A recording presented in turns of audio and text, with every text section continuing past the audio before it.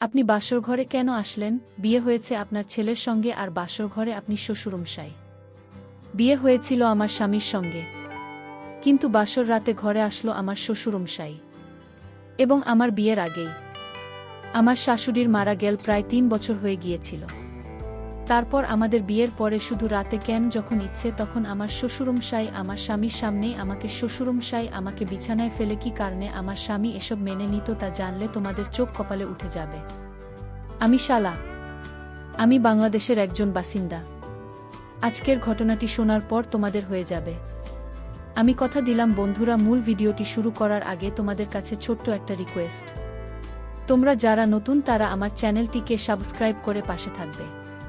তাহলে এবার আসল ঘটনা আসি। বাসর রাতে জানতে পারি যে আমার সঙ্গে নাকি শ্বশুরমশাই বাসর ঘরে আসবেন। আসলে বাসর রাতে আমি যখন আমার স্বামীর অপেক্ষায় বসেছিলাম তার কিছুক্ষণ পরেই দেখি আমার শ্বশুরমশাই ঘরের ভিতরে ঢুকে আমার সাথে ব্যবহার খারাপ করার চেষ্টা করছিলেন। তখন আমি ভয় পেয়ে আমার বাসা থেকে বেরিয়ে চিৎকার চেঁচামেচি করে আমার স্বামীর নাম ধরে ডাকতে শুরু করেছিলাম। কারণ ওই সময় তো আমি আমার স্বামী ও শ্বশুরমশাই এ ব্যাপারে আসল সত্যিটা জানতাম না। আমার শ্বশুরমশাই ও আমার স্বামী তো আমার অভিভাবক, ও আমার থেকে অনেক বড়। একটা সত্যি কথা গোপন করে রেখেছিল এবং আমার সঙ্গে অনেক বছর না করেছিল। আমি পড়াশোনায় ভীষণ ভাল ছিলাম এবং আমার আগে আরও পড়াশোনা করার অনেক ইচ্ছে ছিল। আমি একজন মেধাবী ছাত্রী ছিলাম। ওই সময় তো আমার জীবনের সব কিছুই ঠিকঠাক চলছিল। কিন্তু একদিন হঠাৎ করে আমার বাবার এক উকিল বন্ধু আমার বাবাকে এসে বলল, একটা নাকি জমিদার পরিবার আছে এবং তারা অনেক বলল এবং তাদের অনেক সম্পত্তি আছে, তাদের সুগার ফ্যাক্টরি, পেট্রোল পাম্প ও আরও অনেক কিছু ব্যবসা আছে। আমার বাবা তো তাদের টাকা পয়সা ও সম্পত্তি দেখে এই সম্বন্ধের জন্য রাজি হয়েছিল। তারপর প্রথম দিন যখন আমাকে ছেলে পক্ষ থেকে দেখতে আসে তখন আমার ভাসুর ও আমার হবু স্বামী ও শ্বশুরমশাই আমাকে দেখতে এসেছিল। যেদিন তারা ৩ জন মিলে আমাকে দেখতে এসেছিল সেদিন আমার শ্বশুরমশাইয়ের ব্যবহার দেখে তো আমি খুব আশ্চর্য হয়েছিলাম। শুধু আমি কেন, আমার বাবা মাও ভীষণ আশ্চর্য হয়েছিল। কারণ আমার শ্বশুরমশাই আমার হাত দেখে জানার চেষ্টা করেছিলেন যে আমি একজন সর্বগুণসম্পন্ন নারী কি না। শুধু তাই নয়, আমাকে অনেক রকমভাবে যাচাই করার পরে উনি আমাকে নিজের ছোট ছেলে সিহাবের জন্য পছন্দ করেছিলেন এবং আমাকে তার ছোট ছেলের জন্য পছন্দ করার পরে আমার বাবাকে হবু শ্বশুরমশাই বলেছিলেন, মাস্টার মশাই, আপনার মেয়ে তো হীরা আছে এবং আপনার মেয়েকে আমার বাড়ির বৌমা করব। আমার বাবা একটা প্রাইভেট স্কুলের মাস্টার ছিল, তাই আমার বাবাকে সবাই মাস্টারমশাই বলেই ডাকত। আমি বাবা মায়ের একমাত্র কন্যা সন্তান ছিলাম। ছেলে পক্ষ থেকে যখন আমাকে দেখতে আসার কথা হয়েছিল তার আগে আমার বাবার বন্ধু মানে উকিল কাকু ছেলেটির ছবি, আমার হবু স্বামী সিহাবের ছবি আমার বাবাকে দেখেছি এবং সিহাবের সুন্দর চেহারা দেখে তো আমার বাবা তাদেরকে আমাদের বাড়িতে আমন্ত্রণ জানিয়েছিল। কিন্তু আমরা কেউ স্বপ্নেও ভাবতে পারিনি যে আমার জীবন তো মুহূর্তের মধ্যেই নরকে পরিণত হতে চলেছিল। এমনকি আমার শ্বশুর আমাকে যেদিন দেখতে আসে সেদিনই এই বিয়েটা পাকা করে দিয়েছিল। কিন্তু আমার বাবা যখন এই বিয়েটা পাকা করার আগে ভাবনা চিন্তা করার কিছু দিনের সময় চেয়েছিল, আমার হবু শ্বশুরমশাইকে বলেছিল, জমিদারবাবু, এত তাড়াহুড়ো করার কি আছে, আমাকে তো কিছু দিন সময় দিন ভাবনা চিন্তা করার জন্য। তখন আমার হবু শ্বশুরমশাই আমার বাবাকে বলেছিল, মাস্টারমশাই, এই হিরেটা আমি তাড়াতাড়ি আমার রাজপ্রাসাদে নিয়ে যেতে চাই, আমার রাজপ্রাসাদের শোভা বাড়ানোর জন্য। তারপর আমার হবু শ্বশুরমশাই তার পার্সোনাল উকিলকে মানে আমার বাবার যিনি বন্ধু ছিলেন উকিল কাকু, উনাকে আমার হবু শ্বশুরমশাই চোখে চোখে কিছু ইশারা করলেন।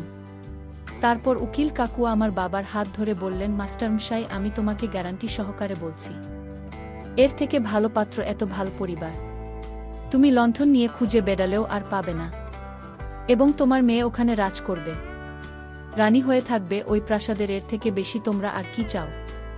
তাই সম্বন্ধটা পাকা করে দাও, বেশি ভাবনা চিন্তা করার কোনো দরকার নেই। আমি আছি তো। ঠিক ওই সময় আমার শ্বশুরমশাই নিজের পকেট থেকে একটা স্বর্ণের আংটি বের করে নিজের ছেলের হাতে দিয়ে বললেন, আংটিটা আজকে পরাতে হবে। তারপর আমার বাবা মাও খুশি হয়ে আমাকে ঘরের ভিতরে নিয়ে গিয়েছিল একটুখানি তৈরি করার জন্য। আমি তখন ঘরের ভিতরে বাবা মাকে বলেছিলাম, বাবা, আমার কিন্তু কিছুই ঠিক লাগছে না, কারণ তারা আমাকে দেখতে এসে এত তাড়াহুড়ো করে বিয়ে পাকা করছে, আমাদের তো কিছু দিনের সময় দেওয়া উচিত ছিল। বাবা তখন আমার মাথায় হাত দিয়ে বলেছিল, শালা, আমার বিশ্বাস যে এর থেকে ভালো পরিবার তুই আর পাবি না মা। কারণ আমি তো শ্বশুরমশাইয়ের সঙ্গে তোর পড়াশোনার ব্যাপারে আলোচনা করেছি, এবং এটা বলছি যে তুই আগে আরও অনেক পড়াশোনা করতে চাস। তখন তো শ্বশুরমশাই বলেছে তুই যত পড়তে চাস ওরা নাকি পড়াবে, পড়াশোনার ব্যাপারে তাদের নাকি কোনো আপত্তি নেই। এবার তুই খুশি আছিস, কারণ তুই যেটা চাইছিস সেটা তো পেয়ে যাচ্ছিস। তারপর বাবা যখন আমাকে এটাও বলেছিল যে আমার শ্বশুরবাড়ির লোকেরা নাকি বিয়ের পরেও আমাকে পড়াশোনা করার সুযোগ দেবে, এই কথা শুনে তো আমি বাবা মায়ের মুখের দিকে তাকিয়ে সেজেগুজে তৈরি হয়েছিলাম। তারপর সেদিনই আমাদের আংটি বদল হয়েছিল, এবং তার কিছুদিন পরেই বিয়ের তারিখ পাকা হয়েছিল। এমনকি আমার আংটি বদল হওয়ার সময় আমার শ্বশুরমশাই যা কাণ্ড ঘটিয়েছিল সেটা শুনে তো আপনারা অনেক বেশি আশ্চর্য হয়ে যাবেন। আসলে আংটি বদলের সময় আমি তো শিহাবকে আংটি পরিয়ে দিয়েছিলাম, কিন্তু জানি না কেন তার মুখে তখন হাসি ছিল না। এমনকি সে তো আমার দিকে তাকিয়েও দেখেনি।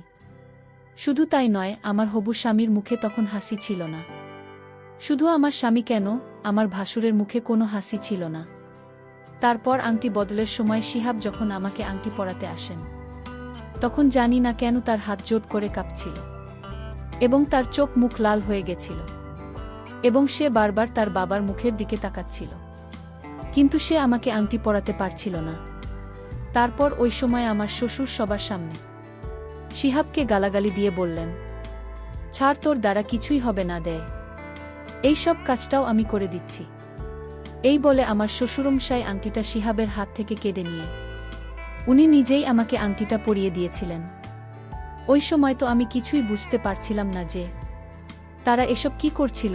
আমার শ্বশুরের কাণ্ড দেখে তো অনেক বেশি আশ্চর্য হয়েছিলাম, এবং আমার হবু স্বামী কেন এত ভয় পাচ্ছিল আমাকে আংটি পরানোর সময়।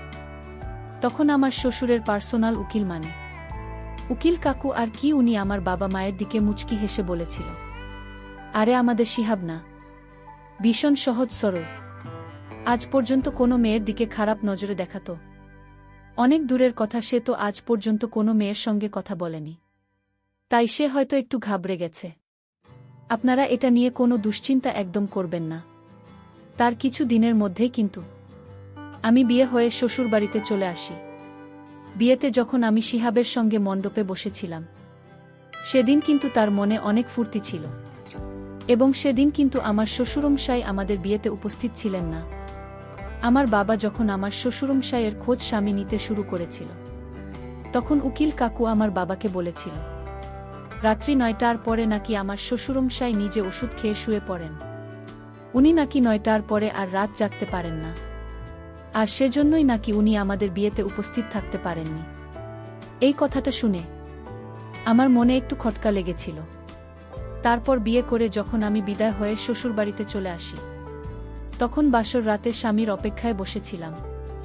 ভেবেছিলাম স্বামীর সঙ্গে অনেক ভালো সময় কাটাবে। তার কিছুক্ষণ পরেই আমার ঘরের দরজা খুলে উনি যখন আমার ঘরের ভেতরে প্রবেশ করেন, তখন উনাকে দেখে তো আমি অনেক বেশি ঘাবড়ে গিয়ে চিৎকার চেঁচামেচি শুরু করেছিলাম। কারণ আমার ঘরের ভিতরে আমার স্বামী নয়, আমার শ্বশুরমশাই আমার ঘরের ভিতরে ঢুকেছিল। তারপর আমি যখন রুম থেকে বের হতে যাচ্ছিলাম, তারপর আমি না পেরে অনেক বেশি ভয় পেয়ে ঘর থেকে বেরিয়ে যায়। তারপর আমার স্বামীর নাম ধরে আমি ডাকাডাকি শুরু করেছিলাম। তখন আমার স্বামীকে দেখলাম যে সে নিচে বারান্দার ঘরে ফোনে কারো সঙ্গে কথা বলছিল। তখন আমি আর না পেরে অনেক বেশি ভয় পেয়ে তাড়াতাড়ি আমার স্বামীর কাছে গিয়ে বললাম, তুমি এখানে আছো, আর ওদিকে তোমার বাবা আমার সঙ্গে এসব করার চেষ্টা করেছেন। এসব কি হচ্ছে? আমার স্বামী তো সব কিছু শোনার পরেও মাথা নিচু করে চুপচাপ দাঁড়িয়েছিল। তারপর উপর থেকে আমার শ্বশুরমশাই নিচে নেমে এসে বললেন, আমার ছেলেকে জিজ্ঞেস করার কোনো দরকার নেই, আমি নিজেই তোমাকে সব কিছু বলে দিচ্ছি। তারপর আমার শ্বশুরমশাই আমাকে যা বলেছিলেন সেটা শুনে তো আমার দম বন্ধ হয়ে আসছিল। আমার শ্বশুরমশাই তখন মুচকি হেসে বলল, শালা রানী, তুমি আমার বউ এবং আমি তোমার স্বামী, আর আমার ছেলেরা হচ্ছে তোমার সন্তান। আমার শ্বশুরমশাইয়ের মুখ থেকে সব আজেবাজে কথা শুনে তো আমি অনেক বেশি রেগে গিয়েছিলাম। আপনি এসব কি কথা বলছেন? আপনার মাথা ঠিক আছে তো? আমার শিহাবের সঙ্গে বিয়ে হয়েছে। আমি তখন শিহাবকে বললাম, শিহাব, তুমি চুপচাপ এখনো দাঁড়িয়ে আছো কেন? তুমি তোমার বাবাকে আমাদের দুজনের বিয়ের কথাটা বলো। আমার শ্বশুর তখন আবার আমাকে বললেন, এই যে আমার মহারানী, এই বাড়িতে শুধুমাত্র আমার হুকুম ও আমার আদেশ চলে। আর তোমার সঙ্গে আমার ছেলে নয়, আমার বিয়ে হয়েছে। মণ্ডপে আমি তোমার পাশে বসেছিলাম এবং ওই পাগড়ি পিছনেও আমি ছিলাম। আর আমি তো তোমার ছোট ছেলে হয়।